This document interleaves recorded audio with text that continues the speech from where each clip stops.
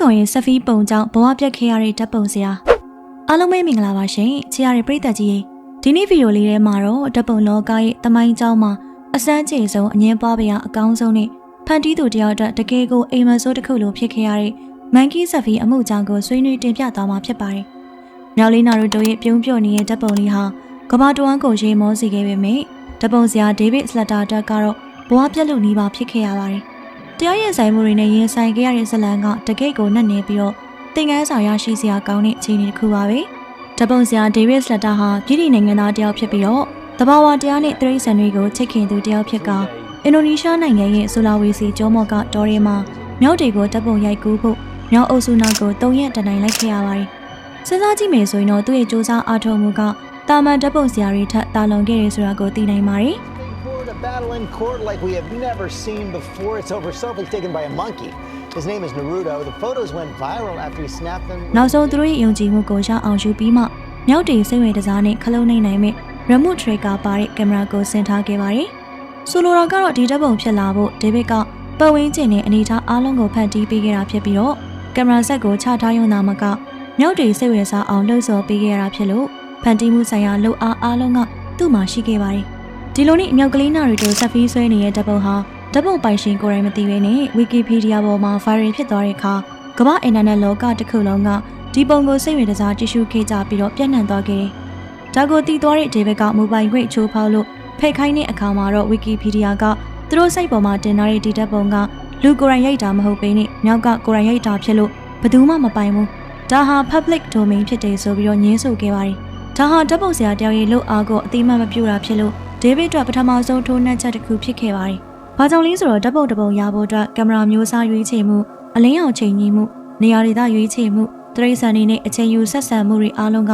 လူသားတယောက်ရဲ့ဖန်တီးမှုလက်ရာတွေဖြစ်ပေမဲ့ခလုံးနေတဲ့အခိုက်အတန့်လေးမှာမြောက်ကနှိမ့်မိသွားလို့ဆိုပြီးတော့ဖန်တီးသူရဲ့အခွင့်အရေးကိုဖယ်ပြတ်လိုက်တာဖြစ်ပါတယ်။အဆိုးဆုံးကတော့တရိတ်ဆန်အခွင့်အရေးကာဝယ်စောင့်ရှောက်ရေးဖွဲ့ PET ကဒေးဗစ်ကိုတရားစွဲလိုက်တာပါပဲ။သူတို့ကမြောက်ကလေးနာတို့ကသာဒီတပ်ပုံရဲ့တရားဝင်မှုပိုင်ရှင်ဖြစ်ပြီးတော့ရရှိတဲ့အကျိုးမြတ်အားလုံးကိုမြောက်ကပဲရတဲ့နေဒီငွေတွေကိုမြောက်တွေရဲ့ကျမကြီးနဲ့နေထိုင်မှုအတွက်သုံးသင့်တယ်လို့ဆိုခဲ့ပါတယ်။ဒီတရားရင်ဆိုင်မှုဟာနှစ်ပေါင်းများစွာကြာမြင့်ခဲ့ပြီးတော့ဒေးဗစ်ရဲ့စုဆောင်းထားတဲ့ငွေကြီးအားလုံးကုန်ဆုံးသွားခဲ့ရပါတယ်။တရားရုံးချင်းတွေတက်ရတာဥပဒေအကြံပေးတွေကိုငှားရရတာစတဲ့အစိတ်ဖြည့်စည်းမှုတွေကြောင့်ကျမကြီးထိခိုက်တာတွေက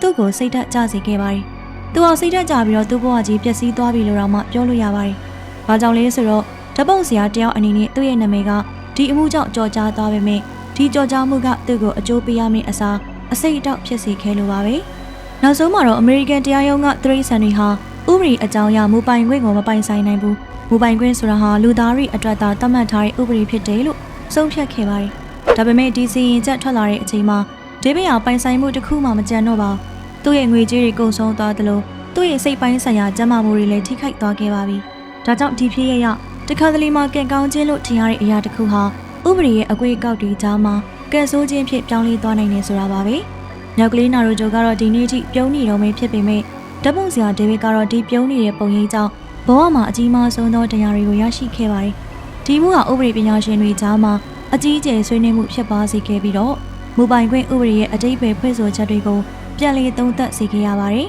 ။ဖန်တီးမှုဆိုတာဘာလဲ။ဖန်တီးသူဆိုတာဘာတူလဲ။စက်ကရိုက်တဲ့ပုံတရိတ်ဆန်ကရိုက်တဲ့ပုံလူကရိုက်တဲ့ပုံဆိုတဲ့ကွဲပြားမှုတွေကိုဥပဒေကဘယ်လိုသတ်မှတ်တယ်လဲဆိုတဲ့မိကွန်းတွေကိုလူများကမေးလာစေခဲ့ပါတယ်။နောက်တစ်ချိန်မှာ AI တွေကပုံတွေဆွဲလာတဲ့အခါမှာလေဒီမန်ကီဆက်ဖီအမှုကဥပမာတစ်ခုဖြစ်ဆက်လက်ရှိနေအောင်မှာဖြစ်ပါတယ်။ AI ကပုံဆွဲရင်မူပိုင်ခွင့်ကဘယ်သူမှရှိမလဲ။ AI ကိုသုံးတဲ့လူမှလား။ AI ကိုဖန်တီးတဲ့ကုမ္ပဏီမှလား။ဒါမှမဟုတ် public domain ဖြစ်သွားမလားဆိုတဲ့မိကွန်းတွေ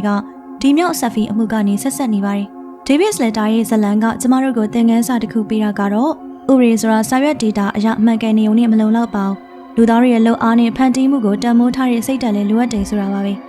Wikipedia လိုကြီးမားတဲ့အဖွဲ့အစည်းတစ်ခုကသူတို့ရဲ့မူဝါဒတွေကိုကျင့်သုံးတဲ့အခါမှာတစ်ဖက်ကလူတစ်ယောက်ရဲ့အသက်မွေးဝမ်းကြောင်းကိုထိခိုက်စေနိုင်နေဆိုတာကိုသတိထားသင့်ပါတယ် PET လိုအဖွဲ့အစည်းတွေကသရိတ်ဆန်ခွင့်ရေးကိုကာကွယ်တဲ့နေရာမှာလူသားတွေရဲ့အခွင့်အရေးကိုပါမျှတအောင်စဉ်းစားသင့်ပါတယ်တရားရုံးစနစ်ကလည်းနည်းပညာနဲ့ဖန်တီးမှုဆိုင်ရာအသက်ဆန်းတွေကိုလိုက်လံဖြည့်ရှင်းတဲ့အခါမှာကြာမြင့်တဲ့တရားရင်ဆိုင်မှုတွေကြောင့်တာမလူရဲ့ဘဝတွေပျက်စီးမသွားအောင်ဂရုစိုက်သင့်ပါတယ်။ဒေးဗစ်ရဲ့ဘဝကဒီမှုကြောင့်ပြောင်းလဲသွားခဲ့ပေမဲ့သူကတော့ဓာတ်ပုံရိုက်ကူးတဲ့လုပ်ငန်းကိုလက်မလျှော့ခဲ့ပါဘူး။ သူကဒီတွေးကြုံတွေကနေတဆင့်ဓာတ်ပုံပညာရေးတန်မိုးကိုပို့ပြီးတော့နားလည်လာခဲ့တယ်လို့လည်းပြောပါတယ်။ဒါပေမဲ့ဒီလိုအခြေအနေမျိုးကိုနောက်ထပ်ဓာတ်ပုံဆရာတွေမကြုံတွေ့ရအောင်ဥပဒေပြုပြင်ပြောင်းလဲမှုတွေလိုအပ်နေပါသေးတယ်။ကမ္ဘာနိုင်ငံအသီးသီးမှာမူပိုင်ခွင့်ဥပဒေတွေကမတူညီကြတဲ့အတွက်နိုင်ငံတကာဆိုင်ရာညီညွတ်တဲ့စံနှုန်းတွေချဖို့လိုအပ်ပါတယ်။ဒီဗီဒီယိုကိုကြည့်ရှုတဲ့သူတိုင်းအနေနဲ့ဒီအခြေအနေကိုသိရှိနားလည်ပြီးတော့မူပိုင်ခွင့်ဆိုင်ရာအခွင့်အရေးအပေါ်မှာသတိရှိလာစေဖို့မျှော်လင့်ပါတယ်။ဖန်တီးမှုတိုင်းကတတ်မိုးရှိပါတယ်။ဖန်တီးသူတိုင်းဟာအကာအကွယ်ပေးခံရသင့်ပါတယ်။မြောက်ကလေးနာတို့ရဲ့ပုံလေးကကြည့်ရတာပြောစရာကောင်းပေမဲ့အဲ့ဒီပုံရိပ်နောက်ွယ်ကနာကျင်မှုတွေကိုလည်းကျမတို့မမေ့သင့်ပါဘူး။နောက်ဆုံးအနေနဲ့ပြောချင်တာကတော့ဥပဒေဆိုတာလူတွေကိုကာကွယ်ဖို့အတွက်ရှိတာဖြစ်ပေမဲ့တခါတလေမှာဥပဒေရဲ့စီကံကြားမှာလူတွေရဲ့ဘဝတွေပြတ်သွားတတ်ပါတယ်။ကျမတို့အနေနဲ့ဒီလိုအခြေအနေကိုသိရှိနားလည်ပြီးတော့တရားမျှတမှုအတွက်အတန်ထွက်ပြောဆိုဖို့လိုအပ်ပါတယ်။ဒေးဗစ်ဆန်တာရဲ့ဇလံကဓာတ်ပုံလောကသမိုင်းမှာထင်ရှားတဲ့ဇလံတစ်ပုဒ်ဖြစ်တယ်လို့မူပိုင်ခွင့်ဥပဒေရဲ့အားနည်းချက်တွေကိုပြသနေတဲ့တာရကတစ်ခုလေးဖြစ်ပါတယ်။ဒီဗီဒီယိုလေးကိုမိတ်ဆွေတငယ်ချင်းတွေစီ share လုပ်ပြီးတော့သတိပေးကြပါအောင်။မှတ်ချက်တွေမှာလည်းကိုယ့်မြင်ကိုရေးသားမျှဝေပေးဖို့တိုက်တွန်းအပ်ပါတယ်။မိတ်ဆွေတို့လည်းဒီမှုပေါ်ဘယ်လိုမြင်လဲ။မြောက်လေးကိုမူပိုင်ခွင့်ပေးတင်လားမပေးသင့်ဘူးလားဆိုတာကိုခေါင်းမမဆွေးနွေးခဲ့ပါအောင်ရှင်။နောက်ထပ်ဗီဒီယိုတွေမှာဒီလိုမျိုးဥပဒေဆိုင်ရာနည်းပညာဆိုင်ရာလူ့ခွင့်ရေးဆိုင်ရာအကြောင်းအရာတွေကိုဆက်လက်တင်ဆက်ပေးသွားမှာမို့ channel လေးကို subscribe လုပ်ထားကြဖို့ notification လေးကိုလည်းနှိပ်ထားကြဖို့မေတ္တာရပ်ခံပါတယ်အားလုံးပဲပေးကင်းကြပါစေရှင်။